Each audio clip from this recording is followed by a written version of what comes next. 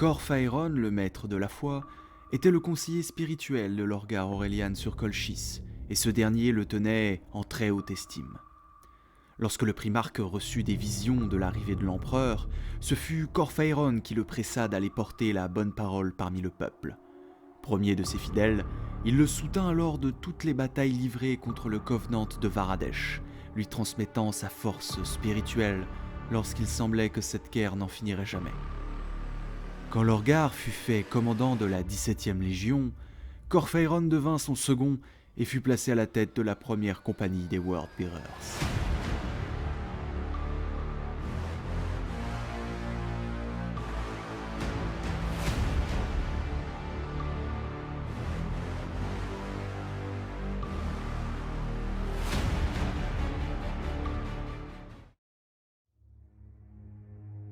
Originaire de Colchis, Cor Phaeron fut élevé dans un orphelinat avant de devenir un prêtre du Covenant, l'église officielle de la planète.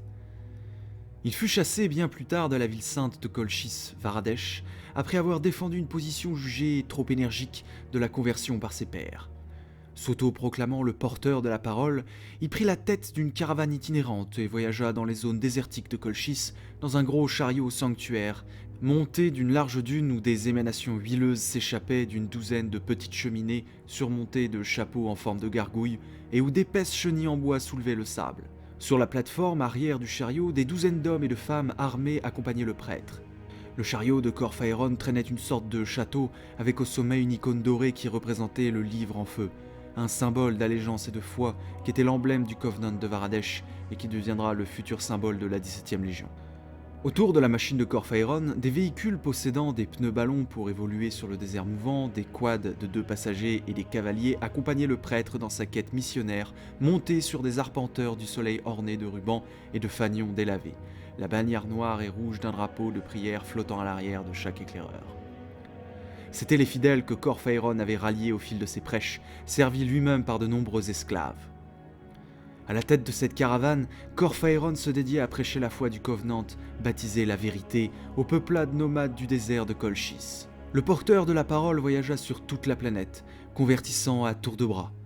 Mais un jour, semblable à tous les autres, il rencontra une petite tribu nommée les Réprouvés. Bien accueilli par les Réprouvés, Cor Phaeron éprouva une sincère joie de pouvoir ainsi délivrer son sermon dans de bonnes conditions.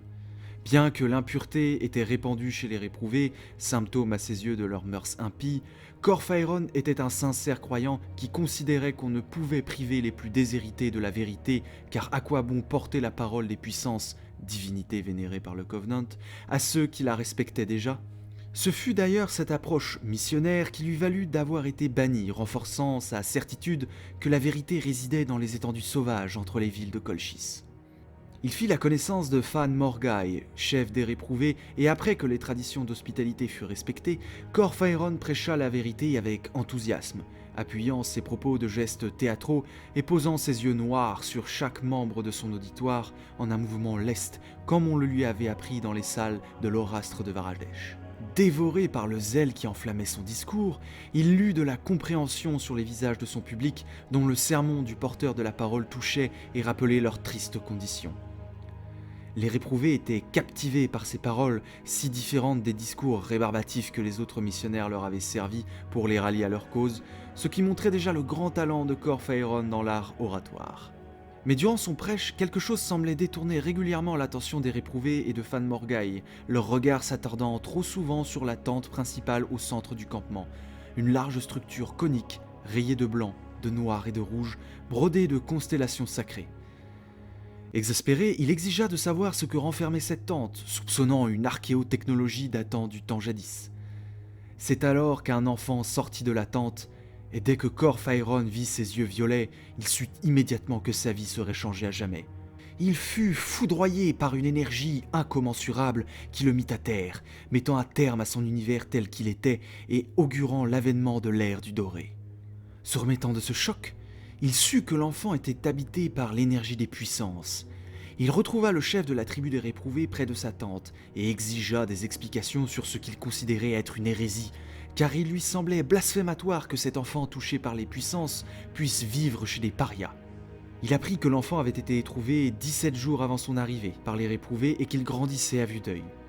Les réprouvés lui avaient donné le nom qui signifiait dans le dialecte local l'invocateur de pluie, ou l'Orgar. Corphaéron exigea de l'emmener avec lui afin de l'élever et surtout en priver le Covenant et les autres cultes de sa puissance. À sa surprise, l'enfant vint le voir et accepta de le suivre, lui demandant juste de pouvoir conserver le nom de l'Orgar en souvenir de la gentillesse des réprouvés à son égard. L'Orgar avait écouté le sermon de Corphaéron et souhaitait en apprendre plus sur les puissances et sur la vérité. Ravi, Corphaéron emmena l'enfant avec lui, et alors que sa caravane s'éloignait des réprouvés, il envoya un signal à ses soldats qui massacrèrent au fusil l'ensemble du clan adoptif de l'Orgar, éliminant les témoins de l'existence du jeune primarque. Corphaéron ambitionnait de faire de l'Orgar son disciple et l'outil qui allait lui permettre de réformer le Covenant et le purger de la corruption. Surpris que l'Orgar ne montre aucune émotion à l'exécution des réprouvés, Corphaéron commença sans tarder la formation de son jeune élève. Le porteur de la parole souhaitait façonner l'Orgar pour pouvoir en faire le nouveau prophète qui mettrait à bas le Covenant, qu'il considérait comme décadent et abreuvant les fidèles de litanie apprises par cœur, dépourvus de foi et de passion. Il ambitionnait de le réformer selon sa vision et lui insuffler une nouvelle vigueur. Le début de la relation fut marqué par la sévérité, Corphaéron exigeant à l'Orgar qu'il l'appelle maître ou porteur de la parole et d'arrêter de poser des questions, notamment sur la raison d'être des esclaves, à moins d'y être invité. Néanmoins, il avait la réelle motivation d'enseigner à l'Orgar la vérité. Il envoya le jeune primarque vivre avec les esclaves afin d'apprendre l'humilité et le fait qu'ils étaient tous esclaves des puissances. C'est lors d'une énième leçon que l'Orgar implora Corphaéron de lui laisser la possibilité de lire les livres du porteur de la parole au langage indéchiffrable, même pour Corphaéron. Le jeune primarque désigna pour la première fois Corphaéron comme étant son père, ce qui changera radicalement la relation entre eux dans le futur. Néanmoins, Corphaéron rejeta dans un premier temps cet acte d'amour de l'Orgar, n'y voyant qu'un moyen de le manipuler par les sentiments.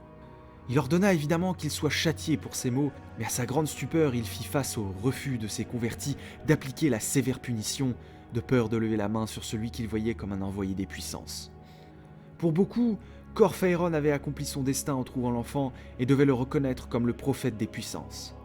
Le prêcheur faillit être exécuté avec un nœud coulant par ses convertis, mais fut sauvé in extremis par l'Orgar. Le jeune primarque exigea qu'on libère son père, mais certains refusèrent car ils considéraient secrètement que l'Orgar était une abomination et non un cadeau des puissances. Ils attaquèrent le jeune disciple et se firent massacrer, quelques-uns parvenant à s'échapper dans le désert. Corphaéron contempla le carnage bouche bée, une lueur de triomphe et de fierté éclairant son regard tandis qu'il considérait le massacre commis par son disciple. Pour la première fois, Corphaéron nomma l'Orgar son fils. L'Orgar partit dans le désert pour chasser les survivants armés d'une massue avec un globe de fer à pointe sur le manche afin d'empêcher la nouvelle de son existence de se propager jusqu'à Varadesh, ce qui était la crainte de Corphaéron. L'Orgar ne revenant pas après 3 jours de traque, Corphaéron sentit le désespoir et la crainte du trépas de son disciple. Il faillit mettre le feu à ses nombreux livres dont il ne comprenait pas l'écriture. Un instant avant d'y mettre le feu, il apprit le retour de l'Orgar, triomphal. Corphaéron proclama devant l'ensemble de la caravane qu'il avait fait son temps et qu'à présent l'Orgar deviendrait le nouveau porteur de la parole, ployant le genou devant le primarque à la surprise de tous. Finalement, 1 an après sa victoire totale, l'Orgar accueillait l'unique, l'empereur de l'humanité, accompagné de son Magus, qui n'était autre que Magnus le Rouge, primarque des Thousand Suns. L'empereur offrit à l'Orgar le commandement de la légion des Worldbearers et lui ordonna de faire de ses meilleurs guerriers des Space Marines qui formeraient sa garde prétorienne. L'Orgar accepta cet honneur et décréta qu'il quitterait Colchis pour prendre sa place aux côtés de l'empereur. Il désigna ses plus fidèles partisans pour régenter la planète en son absence, revêtit son armure et partit en compagnie de l'empereur et de Magnus. Mais le père adoptif du porteur de la parole était déjà trop vieux pour devenir un Space Marines. Il reçut néanmoins les implants d'organes et les manipulations génétiques préadolescentes pour pouvoir devenir un Astartes. En lieu et place, par le biais de traitements réjuvénants, de bionisation coûteuse et de façonnage génétique limité, Corphaéron avait tout de même été élevé au-dessus du genre humain comme signe de la valeur que le primarque voyait en lui. Bien qu'ayant laissé l'humanité derrière lui, Corphaéron ne s'était pas hissé au rang des authentiques Astartes et cela provoqua un mépris envers lui dans les rangs de nombreux Worldbearers pour qui il était impur et non des leurs. Il profita du népotisme de l'Orgar pour devenir le premier capitaine de la 17e, devenant de facto le second de la Légion. Il reçut une armure de l'élite de la Légion qui le faisait dépasser d'un bon mètre les autres capitaines, revêtu de couches de céramique sculptées avec révérence, aussi épaisses que le blindage de coque d'un char de combat. Il portait souvent des gantelets surdimensionnés, achevés par des griffes s'étendant de chaque doigt, leurs lames individuelles aussi longues et incurvées que les faux primitives. Corphaéron participera à la Grande Croisade et engrangera de nombreuses victoires. Mais il marquera surtout la Légion par ses prêches et ses professions de la parole de Lorgar avec un discernement que nul autre dans la Légion ne possédait, et sa sagesse enflammait les sangs de beaucoup. Ainsi, s'il ne jouissait pas d'un grand amour, il avait gagné le respect de beaucoup de ses frères Astartes. Azek Ahriman, qui passa 5 années en compagnie des Worldbearers, qualifia Corphaéron d'esprit empli de certitudes zélatrices que ne pouvait ébranler ni la logique, ni la raison ou le débat.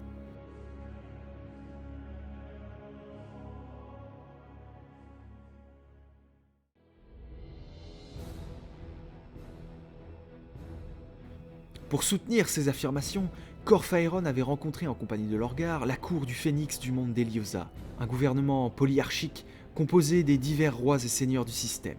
Rejeté par la cour, Corphaéron avait déclaré indésirable de vastes pans de la culture indigène et en conséquence de quoi, pratiquement chaque lieu dépositaire de savoir, d'art, de littérature et d'histoire avait été rasé par les flammes durant la bataille du Python du Phénix qui suivit, privant l'impérium d'un vaste savoir. Durant ces campagnes, il constata que de nombreuses cultures sur de nombreux mondes assujettis, mais n'ayant aucun lien historique entre elles, possédaient des croyances religieuses dont les racines étaient similaires à celles de l'ancienne foi de Colchis, celle qui vénérait les puissances avant l'avènement du culte de l'unique. Avec la complicité d'Erebus, premier chapelain des Worldbearers et second Astartes le plus influent de la 17e Légion, Corphaéron sauvegarda des vestiges de ces cultures. Ainsi, lors de la conformité du monde d'Eriapolis, sous couvert de purger les cultes hérétiques qui résistaient à la vérité impériale, Corphaéron organisa la fuite des adeptes des puissances avant de détruire leur sanctuaire et ramenant la dépouille de leur chef pour faire bonne figure, s'assurant que les cultistes trouvent refuge et sauvegardent leur foi dans les dieux du chaos. L'un des mondes que Corphaéron et Erebus sauvegarderont se nommait Davin. Une quarantaine d'années avant la chute d'Horus sur le monde de Cour, anciennement conquis par les Worldbearers, un événement bouleversera l'histoire. Exaspéré par la lenteur des conquêtes de la 17e Légion, plus préoccupé à convertir les masses et à bâtir des cathédrales que conquérir rapidement les étoiles, l'empereur ordonna au primarque des Ultramarines Robud Guilliman de réduire en cendres les principales villes de Cour, notamment la cité de Monarchia, d'une importance religieuse et symbolique particulière pour les Worldbearers. Suite à ces destructions, Lorgar fut convoqué sur la planète en ruine, et avec toute sa légion, il dut plier le genou devant l'empereur lui-même dans les cendres de Monarchia. Sous les yeux de Guilliman et de Malcador, le sigillite, le maître de l'humanité réprimanda Lorgar et toute sa légion, critiquant leur volonté de répandre un culte religieux le divinisant, entrant en totale contradiction avec la vérité impériale athée et séculière. Lorgar en fut humilié et anéanti, hurlant de désespoir. Se relevant suite à cette humiliation, Corphaéron se dirigea vers son fils adoptif brisé et lui demanda de partir avec lui après la violente dispute entre Lorgar et Guilliman, en profitant pour lancer un regard venimeux au maître d'Ultramar. Il ordonna à l'ensemble de la Légion de retourner en orbite avant de rejoindre Lorgar dans ses quartiers personnels. Là, le primarque ordonna que cesse le culte de l'empereur, mais l'état de souffrance de son fils adoptif révolta Corphaéron, qui néanmoins y voyait l'occasion rêvée pour substituer le culte de l'empereur par celui de l'ancienne foi de Colchis, celle des puissances et de la vérité, sachant que Lorgar était un être qui avait besoin d'un dieu à vénérer. Rejoint par Erebus, Corphaéron révéla au primarque l'existence des cultures planétaires ayant pour base les mêmes racines que celles de l'ancienne foi. Apprenant que Corphaéron avait fait exprès de ne pas appliquer une parfaite et totale conversion sur les mondes conquis, Lorgar étrangla son père adoptif, mais relâcha sa poigne à temps suite aux suppliques d'Erebus. Le premier chapelain, allié de Corphaéron, convainquit Lorgar qu'il devait y avoir une vérité divine derrière tant de correspondances dans les religions, de peuples n'ayant rien à voir l'un avec l'autre. Là, Lorgar embrassera le chaos et chargera Corphaéron et Erebus de mener les purges nécessaires pour permettre la conversion absolue des Worldbearers au culte du panthéon chaotique. Ce que peu savaient, c'était que Corphaéron avait placé des chapelains et des capitaines voués aux préceptes de l'ancienne foi à travers les rangs de la confrérie en préparation de ce jour. Cette organisation fidèle à Corphaéron répondait au nom de confrérie ou de cœur noir. L'organisation mise en place par Corphaéron sur Colchis durant la croisade de Lorgar pour conserver le culte authentique des puissances. Sur Terevad, il incendia la bibliothèque des Wordbearers contenant les livres saints vénérant l'empereur, et fit massacrer une centaine de ses frères d'origine terrane afin de s'assurer que les derniers représentants des Imperial Herads, premier nom de la 17e Légion avant la découverte de Lorgar, disparaissent à jamais. Sur le monde de Karlstad, premier monde assujetti par la Légion sous le commandement de Lorgar, Corphaéron organisa un auto-da-fé pour brûler les œuvres religieuses des Wordbearers sous le regard des custodiens chargés de les surveiller après Monarchia. Pour Corphaéron, une fausse religion mourait pour permettre à la vraie foi de s'imposer.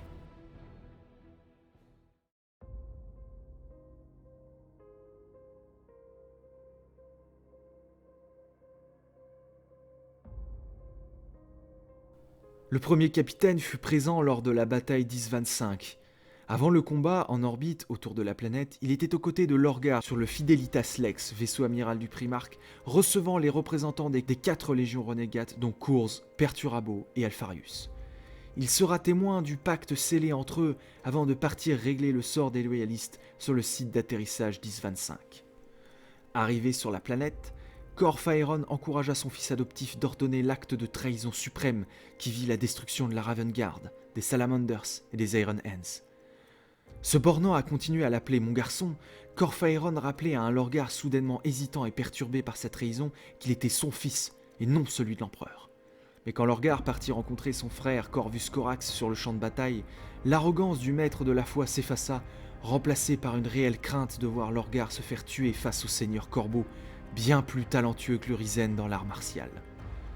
Il hurla à Lorgar de revenir, terrifié à l'idée qu'il se fasse tuer. Finalement, Lorgar en ressortira grièvement blessé, mais vivant. Par la suite, il fut chargé par le Primarque de commander la puissante flotte de la Légion vers l'une des plus terribles batailles de l'hérésie sur un monde d'ultramar, Kals. Mais cela, nous le verrons la prochaine fois.